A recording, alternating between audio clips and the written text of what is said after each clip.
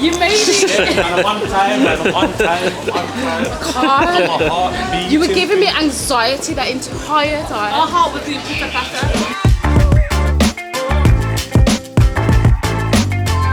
So what are we doing today, guys? Where are we going? We are going to Dublin. Going to Dublin.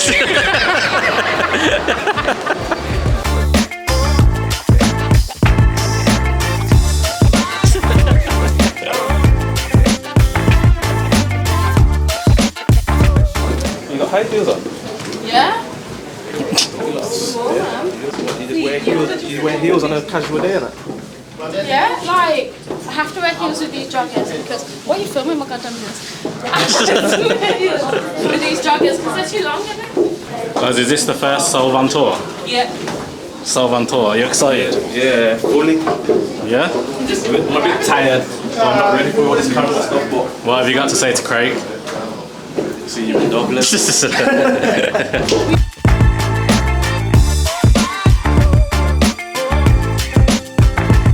They're just walking off like they know what they're doing.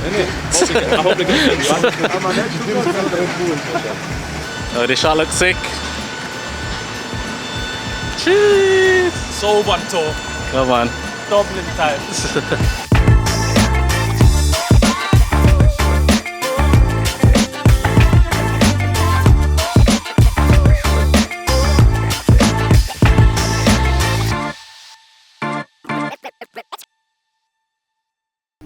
You know where the got no service. We ruined it. Still? We're stuck in the airport. Oh my god.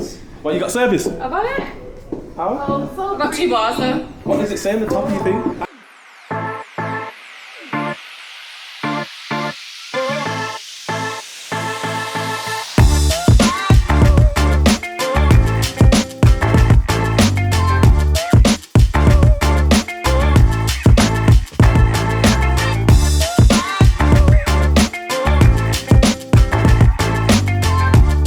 Don't think you should be in charge, you know. I don't know if you know where you're going. Listen.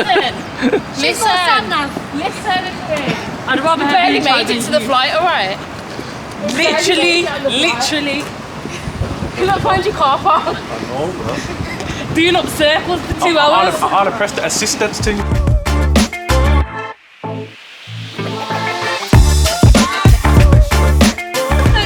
I know, it's so fast. Alright. That's mine.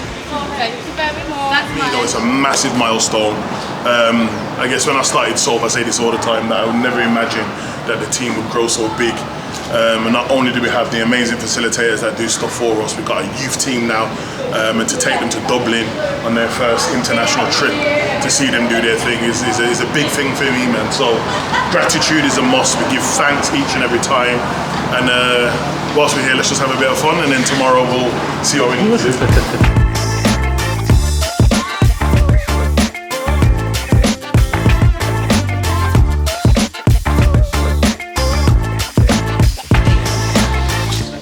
So what's your session on?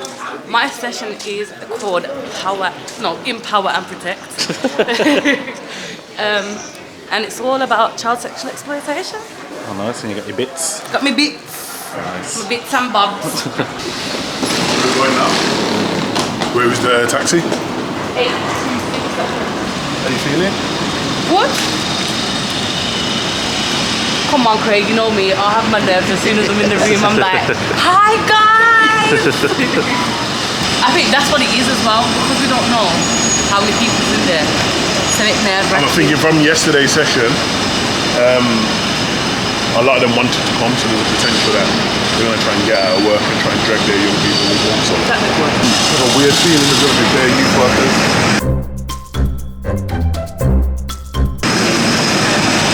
They were like, oh, can we come? It's kind of like, I'm not saying that we can't come, but really, Pains at do you. you like, yeah. I think a lot of them, what I'm kind of discovering is, a lot of them want fresh ideas.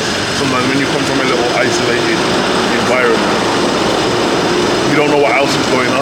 And I say that all the time, and that's part of the reason why I say, like, even at Soul, we have to start thinking about beyond West Midlands, because there's so many people that are interested in what we do and equally we're interested in what other people are doing. If you don't come out of your environment, you just think everybody's doing the same thing. I think we have to also take into consideration the fact that every city is going to have different crimes. Yeah. So stuff that's happening in Birmingham isn't happening here, but they've got a different sort of crime that we have to be able to, you know, and we're learning as well on the job.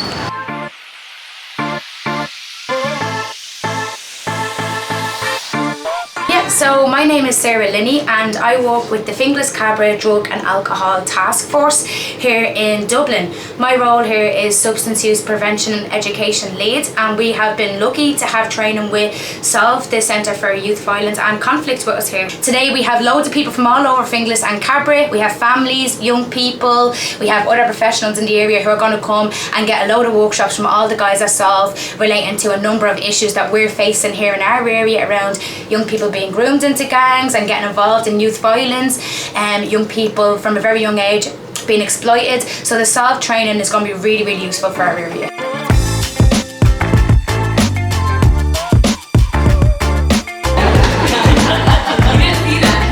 Because of the age group we're talking about, I would imagine that's younger people. Yeah. You know, and that's where I would think that it's sexual exploitation, because they're making the person collude in hiding. A friend gives you gifts, but they tell you to go and steal some trainers, and if you don't, they'll harm your family.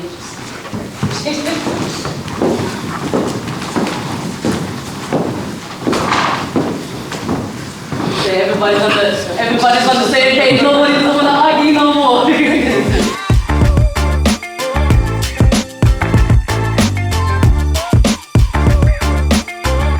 I was nervous at the start, but I liked the level of engagement that was in there, and the fact that everyone was arguing back and forth, and we had a debate going on.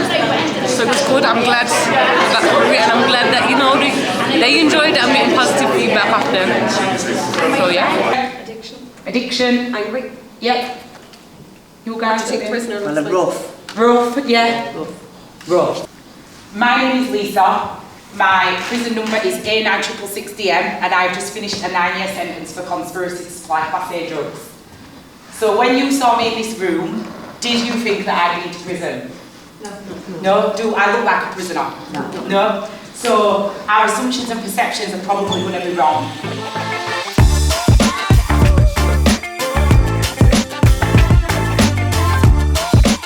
I think that went really well. I don't think it could have gone any better, to be honest. I really enjoyed it. It was a different way to what I usually do, so I just had to adapt, but I feel like the audience engaged really well with me, and they basically found my story powerful and empowering. So obviously one of the reasons why we're here is because this area is known for a lot of activity, whether that's drug dealing, kids being exploited. Another one of the reasons why we're here really to kind of solidify our mark in terms of being able to help people to understand what goes on. And even though from a English perspective, and we're here in Dublin, the similarities are different. You know, we've done work in the past in Belfast, and some of the sectarianism and the things that's happened over there, the kind of issues where children and young people get impacted the most, we can kind of see. And I guess it's interesting because Karim's life experience is kind of reflective on that, but I was curious to know, obviously you're coming from where you're coming from in terms of the UK, England specifically, Birmingham. Like when you come to an environment like this, what's the first thing that kind of screams out? To be fair, I'm just going to give my natural answer. It feels like I'm at home really, because it looks similar. Like we've got the blocks, we've got the shops. So I feel at home, I feel like I'm back where I started, but that's kind of like you think that that'd be like a youth centre? Yeah, that's like a youth centre. That's where we started from. So really and truly, I feel at home, but that's not what I want to feel like, if that makes sense. So now I'm just about to give my version and tell them the similarities and let them know. So here today we're in Ireland. My session is basically from the AR to the AR. So I'm gonna just give my life story and tell these younger generation, like there's always a way out. No matter how deep it gets, there's always a way out. But my main thing is get out before it's too late. So yeah, that's just what my session is about. Alternative routes always. Don't let nobody tell you that you can't change. You get me? I've been to prison twice. I've been around gangs and stuff, but I'm not perfect yet, because it's a long road, it's a long process. You get me? Too late. But you see, my friends that are doing 33 years, it's too late for them. So I'm here to represent them. It was a good session. The kids was talkative, asking a lot of questions, and that there was more fascinated of the lifestyle that I came from, but that's not the message that we're pushing. We're trying to get them to see the bigger picture and stuff. So hopefully they take one thing positive that I said, even if it's not tomorrow, if it's in 5 years, and they understand where I'm coming from.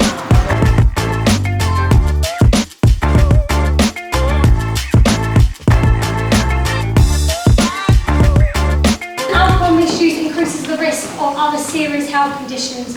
You could get strokes, liver disease, liver cancer, bowel cancer, mouth cancer, breast cancer, pancreatitis, and it can actually impact a teenager's growth and puberty development. I think it went well. I think the young people really engaged. They got a really important, thought-provoking feedback in session, and yeah, I really enjoyed it. I wasn't expecting to share some of my own experiences and be quite vulnerable with some of the things I was sharing, but I also think they appreciated that. So yeah, really good. I enjoyed it.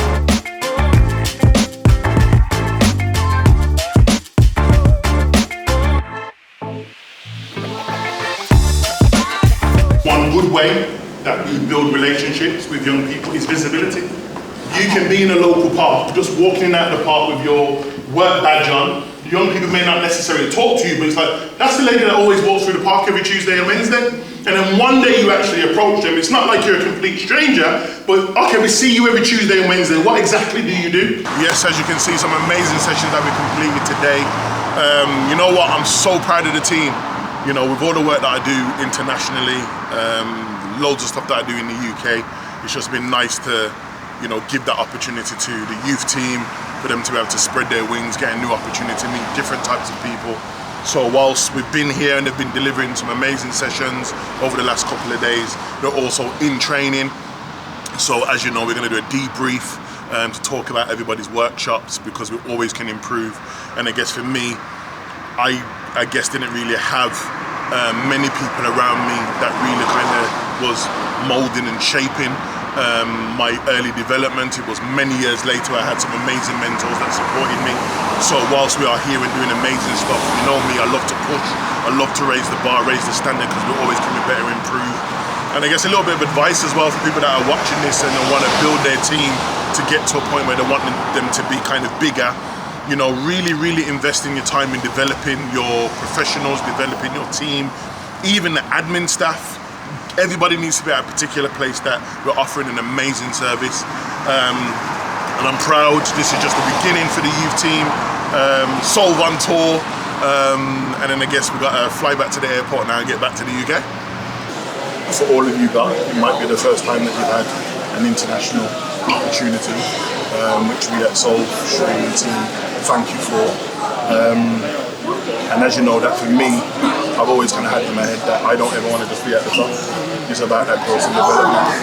And for you guys to kind of see me in action, but you guys to kind of mimic what that looks like, and about how do we move that essentially forward. A lot of people come, and not a lot of people stay. We just got to keep evolving. So I think the next plan is now taking you through all of those learnings again through more of a tailored session. That's what I'm going to do with you guys on the Saturday. And then yeah, hopefully we can get to a thing. But I'm cool, I'm happy, I'm tired now and I'm ready to go. So Rob, you might as well turn the camera on you as well, because you know the tour, you know. What you got to say, Rob?